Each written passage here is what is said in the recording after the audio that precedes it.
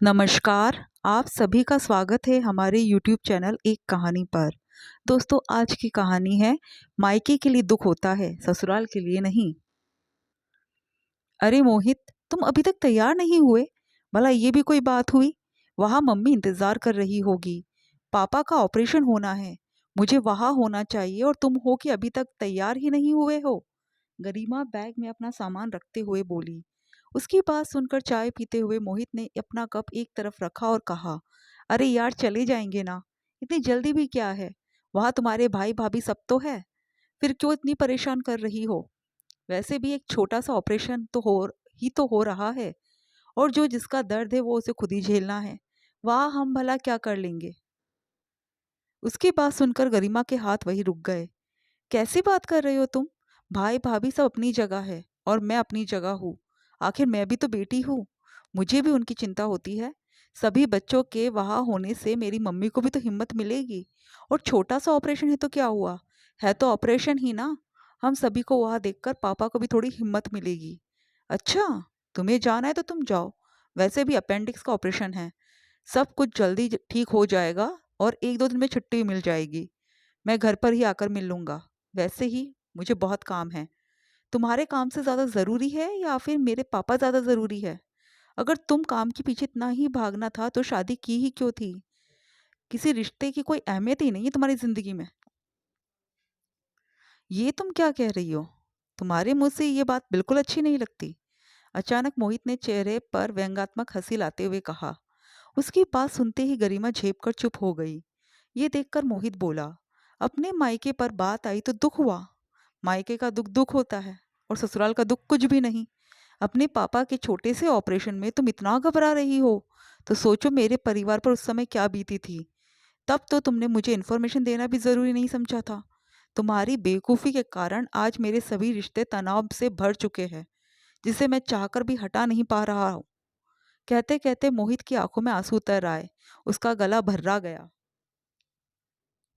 मुझे नहीं जाना। तुम्हें जाना है तो तुम जाओ यहाँ से, पर मुझे मुझसे उम्मीद मत करना। इसके आगे उसने कुछ नहीं कहा और लैपटॉप लेकर अपने काम में लग गया। ये देखकर गरिमा चुपचाप अपना बैग लेकर कमरे के बाहर निकल आई। उसे पता था कि अब मोहित को कुछ भी बोलना बेकार है। अगर ज़्यादा कुछ बोला तो वो लड़ भी पड़ेगा। आखिर गलती तो गरिमा की ही थी। इसलिए खुद ही कैब बुक की और अस्पताल रवाना हो गई। इधर मोहित कमरे में बैठा लैपटॉप पर अपने परिवार की तस्वीरें देख रहा था। कितनी प्यारी तस्वीर थी। माँ बाबा एक साथ मुस्कुरा रहे थे। भाई भाभी के बीच में हंसी हंसी ठिठोली करता हुआ मोहित भी खड़ा हुआ था, जबकि 5 साल का भतीजा उसे हटाने की कोशिश कर रहा था। एक हंसते खेलते परिवार की तस्वीर ऐसी ही होती है। तस्वीर देखते देखते अभी कुछ महीने पहले की बातें उसके दिमाग में घूमने लगी। गरिमा और मोहित की अरेंज मैरिज ही थी, पर गरिमा शुरू से ही अपने ससुराल वालों से घुल मिल नहीं पाई थी। कारण बहुत ही छोटा सा था। मोहित का परिवार गांव में रहने वाला एक सीधा साधा सा परिवार था, छल कपट से दूर। भाई महेश ज़्यादा पढ़े लिखे नहीं थे, पर समझदार बहुत थे। पिता एक छोटे किसान थे। वो एक बच्चे की ही शिक्षा पूरी करवा सकते थे, तो बड़े भाई ने फैसला लिया कि वो मोहित को आगे बढ़ाएंगे। महेश ने पिता के साथ मिलकर जिम्मेदारी को बखूबी निभाया। भाभी ने भी कभी टोका नहीं। जब मोहित पढ़ लिख कर अच्छी नौकरी पर लग गया तब उसका विवाह गरिमा के साथ कर दिया। गरिमा शहर में पली बड़ी लड़की थी। शादी के बाद 3-4 दिन तक उसे ससुराल में रहने का मौका मिला, लेकिन शहर में पली बड़ी गरिमा को वहाँ का माहौल बिल्कुल पसंद नहीं आया। खैर, मोहित की नौकरी तो शहर में थी। उसे तो पता था कि उसे शहर में जाकर रहना है, इसलिए जैसे तैसे वो 2-3 दिन भी झेल गई। लेकिन उसके बाद पलटकर गांव कभी नहीं गई। एक दिन बाबा की तबीयत अचानक खराब हो गई। इलाज के लिए पैसों की ज़रूरत थी। अचानक इतना पैसा कहाँ से आए, वो भी एक छोटे किसान के पास। इसलिए उन्होंने मोहित को फ़ोन लगाया, पर उस दिन मोहित ज़रूरी मीटिंग में था, इसलिए उसने फ़ोन रिसीव नहीं किया। इस कारण महेश ने गरिमा को फ़ोन लगाया। गरिमा बहू, वो बाबा की तबीयत बहुत ज़्यादा खराब हो गई है। अस्पताल में उनके इलाज के लिए पैसों की ज़रूरत थी, इसलिए महेश को फ़ोन किया था, पर महेश फ़ोन नहीं उठा रहा। क्या तुम उस तक मेरा संदेश पहुंचा दोगी? उसका ऑफिस घर से 15 मिनट की दूरी पर ही तो है। ये बहुत ज़रूरी है। जी भैया जी, मैं देखती हूँ। मैं आपका मैसेज उन तक पहुँचाती हूँ। गरिमा ने मुंह बनाते हुए कहा और फ़ोन रख दिया। बस पैसों के लिए फ़ोन कर दिया। छोटा भाई ना हुआ पैसे कमाने की मशीन हो गया। सरकारी अस्पताल में इलाज करा लेते, लेकिन नहीं, यहाँ तो भाई कमा रहा है ना। बड़बड़ाती हुई गरिमा अपने कामों में लग गई। उसने मोहित के ऑफिस में जाने की जहमत भी नहीं उठाई।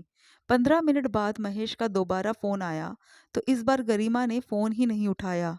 गरिमा जानती थी कि मोहित कम से कम 2-3 घंटे तक फोन नहीं उठाएगा, क्योंकि आज सुबह ही मीटिंग के कारण उसने फोन के लिए मना कर दिया था। जब बार बार महेश का फोन आने लगा तो थक हार कर उसने फोन उठाया, लेकिन इस बार महेश की जगह माजी बोल रही थी। अरे बहुरिया, जरा मोहित से बात तो करा देना बिटिया, बहुत ज़रूरी है। बाबा को बहुत तकलीफ हो रही है, उससे बात कर लेंगे तो थोड़ी उनको हिम्मत मिलेगी। अब माँ जी मैं भी क्या करूँ, ये ज़रूरी मीटिंग में है, नहीं तो मैं आपकी बात करवा ही देती ना। अब आप तो गांव में बैठे हो, पर यहाँ शहर में भी तो 10 समस्याएं हैं, इनको भी तो ऊपर वालों को जवाब देना पड़ता है। मैं कोशिश तो कर रही हूँ, अब इससे ज़्यादा मैं कुछ नहीं कर सकती। गरिमा तुनकते हुए बोली। बहुरिया तनिक सुन तो। पर गरिमा ने फ़ोन काट दिया और साथ ही उसे वाइब्रेशन पर कर दिया और अपने कमरे में आकर सो गई। अब कम से कम मैं 2 घंटे तक चैन की नींद सोना चाहती हूँ। अब तो चाहे कुछ भी हो जाए, मैं किसी के लिए नहीं उठूंगी, कहकर वो अपनी नींद पूरी करने लगी। लेकिन अभी 1 घंटा ही हुआ था कि दरवाजे पर जोरदार दस्तक हुई, जिससे गरिमा की नींद खुल गई। इस समय दोपहर में कौन आया होगा, चैन से रहने भी नहीं देते। बड़बड़ाती हुई गरिमा ने जाकर दरवाजा खोला, तो सामने मोहित गुस्से में खड़ा हुआ था। गरिमा कुछ कहती इससे पहले ही मोहित ने अंदर आते हुए गरिमा के गाल पर थप्पड़ दे मारा। मेरे बाबा को मार दिया तुमने, मैं तुम्हें कभी माफ नहीं करूंगा। एक तो गाल पर पड़ा थप्पड़, ऊपर से बाबा की मौत की खबर सुनकर गरिमा हक्की बक्की रह गई। वो कुछ भी कह नहीं पाई, लेकिन तब तक उसके माता पिता वहां पहुंच गए और उन्होंने मोहित को रोकते हुए कहा, ये सब बात की बात है दामाद जी, फिलहाल तो आप निकलने की तैयारी कीजिए। हम कार ले आए हैं, उसी से रवाना होते हैं, जल्दी कीजिए। आखिर अपने सास ससुर को समझाने पर मोहित ने फटाफट अपने कुछ कपड़े बैग में रखे और बाहर आ गया। वही गरिमा अभी भी वैसे ही खड़ी थी। ये देखकर उसकी मम्मी ने कहा, तुम्हें अलग से न्योता देना पड़ेगा क्या, एक तो तुम्हारी बेवकूफ़ी के कारण वैसे ही। अब छोड़ो, फटाफट अपने कुछ कपड़े बैग में रखो और चलो। अपने गालों को सहलाती हुई आंखों में आंसू लिए गरिमा ने फटाफट अपने बैग में 2 जोड़ी कपड़े रखे और वहां से बाहर आ गई। उसे देखकर मोहित की आंखों में अंगारे बरस रहे थे, इसलिए उसने मुंह फेर लिया। वो लोग कार में बैठ गए। गरिमा के भाई ने कार गांव की तरफ मोड़ दी। कुछ देर बाद वो लोग गांव पहुंचे तो वहां मातम पसरा हुआ था। घर से जोर जोर से रोने की आवाजें आ रही थी। लोग बाहर खड़े उसी का इंतजार कर रहे थे। मोहित कार से उतरते ही बदहवासा पिता की अर्थी की तरफ भागा, जो बरामदे में ही सजा कर रखी थी। वो अपने पिता के चरणों पर सिर रखकर रो पड़ा। अब क्या लेने आया है यहाँ मोहित, तू तो बड़ा आदमी हो गया है, शहर में तुझे बहुत काम है, तेरा बॉस तुझे 2 बातें सुनाएगा। जा, तू जा, मैं देख लूंगा अपने बाबा को। अचानक महेश ने कहा। उसकी बात सुनकर मोहित हक्का बक्का उसे देखता रहा। कब से फोन लगा रहा था तुझे, तू अब आया है। मेरे पास पैसे नहीं थे, तभी तो तुझे फोन कर रहा था। भगवान ने भी ये दिन दिखाने के लिए पैदा किया था कि अपने ही पिता के इलाज के लिए पैसा न जोड़ पाया मैं। भाई मुझे माफ कर दे, मुझे नहीं पता था, मुझे सचमुच कुछ भी नहीं पता था। बाबा के लिए तो जान भी हाजिर थी, पैसा तो दूर की बात है। मोहित अपने भाई के गले लगकर बोला। अब तेरी जान का क्या करूंगा मैं, तू जा, तू मेरे मन से उतर गया आज, कहकर महेश ने मोहित को परे हटा दिया। लेकिन अंतिम संस्कार तो होना ही था। सो बाबा का अंतिम संस्कार तो हो गया। 15 दिन मोहित वही रहा, लेकिन महेश ने उसे ठीक से बात तक नहीं की। इन 15 दिनों में गरिमा ने भी माफी मांगी, पर जो हो चुका था वो तो हो चुका था। मोहित ने वही फैसला ले लिया था कि अब वो गरिमा के साथ नहीं रहेगा, लेकिन माँ ने मना कर दिया। तेरे बाबा तो इस दुनिया से चले गए, अब तू ये रिश्ता तोड़कर क्या करेगा। अपनी गलती की माफी मांग तो रही है वो। खबरदार, जो तूने उससे रिश्ता तोड़ने की बात की तो माफ करने वाला बड़ा होता है। माँ के आगे मोहित की बिल्कुल ना चली। वो शहर वापस आ तो गया, लेकिन ये टीस हमेशा उसके मन में रही। घर में सब उससे बात करते हैं, पर महेश मोहित से कभी भी फोन पर बात नहीं करता। हालांकि इस बात को भी महीने बीत चुके हैं। माँ के बीच में पड़ने के कारण उसका गरिमा का रिश्ता भी नॉर्मल हो चुका है। इधर गरिमा हॉस्पिटल पहुंच चुकी थी। पापा का ऑपरेशन हो चुका था, पर मम्मी ने एक बार भी नहीं पूछा कि मोहित क्यों नहीं आया। आखिर वो भी अच्छे से जानती थी कि उनकी बेटी ने हरकत ही ऐसी की है। तो वो मोहित से क्या शिकायत करे। खैर 1 घंटे बाद जब गरिमा वापस आने के लिए निकल रही थी तो मोहित उसके पापा से मिलने आ गया। मोहित को देखकर उसके पापा बहुत खुश हुए। उनका हाल चाल पूछने के बाद मोहित वहां से रवाना होने लगा। तब गरिमा ने धीरे से कहा, थैंक यू, तुम मेरे पापा से मिलने आए।